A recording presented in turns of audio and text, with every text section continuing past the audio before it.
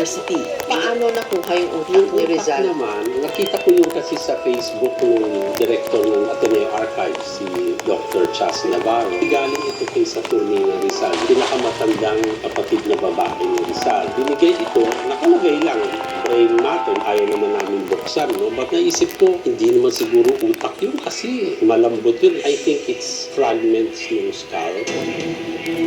Importante sa amin ay malinis ang kulang kasi until we find more evidence. Dalawa dapat ay determine ng provenance, ibig sabihin yung pinanggalingan mo. Pangalawa yung chain of custody, yung bone at saka brain tissue from missing. Another evidence is DNA, although hindi na natin alam kung anong ginamit doon ng preservative. Station update sa pinaniniwala ang bahagi ng bungo ni Rizal.